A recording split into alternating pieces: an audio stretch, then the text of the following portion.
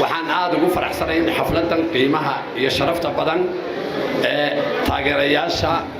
ku soo biiray xisbiga wadani ee ka tirsan beesha Maxamed Case horta anagu waxaan kaloo aad ugu faraxsanahay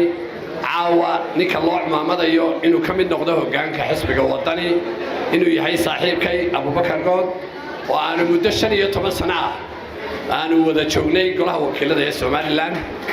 runtii waxaan ku aqaanaa nin runtii sharaf badan oo amaano badan oo xagga siyaasadda la ciyaartoy qaali ah oo runtii aad iyo aad u muhiim ah waxaan ku aqaanaa beeshan anu horta raggii wax ka dhisay baan ahaa anigii rag badan oo halkan jooga madaxweyne ku-xigeenkii imikana ah mudane Saylici berigaa iyadoo aanu kulmiyanahay oo laga guulaystay kulmiye ayaa aanu markii labaad beeshanana dhistay waanaanu ku guulaysanay taladii dalka markii ay beeshanana dhistay imika xisbiga wadani marbu talada markii uu tartamay wuu ku guulaysan waxaan filayaa inaanu maanta ku guulaysan doono sidii caadiga ahayd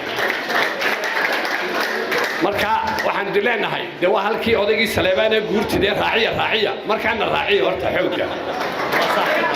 taasi waa qodob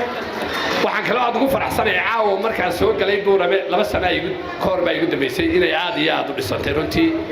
oo ay magaaladii qurux baatay oo dhaqaalaha badan soo galay anu waxaan muddo ahaa gudoomiyaha macdanta ee golaha wakiilada horta gobolkan Awdal macdan iyo shidaal ba halka ka buuxa oil state way anu waxaan aaminsanahay muddo dhow markaynu dawladnimada rasmigeeda helo inuu noqonayo gobolka u qanisan Soomaaliland aramkaha Saudi Arabia ayuu noqonayaa riboodo badan baan akhriyay waa ogtiin in ceelgaal shafaroon berigii dawladii ay burburtay siyaad bare waxa loo xidhay wax la yiraahdo force majeure oo shafaroon baa gacanta ku haysay halkan siimoodi ee macdantu waa ilaa halka waa la soo shaqo tagayaa beri dhow sadaraydi ka hogaamin doona talada ay codkiina wala qaan waxaan aaminsanahay maanta inay Awdal israacday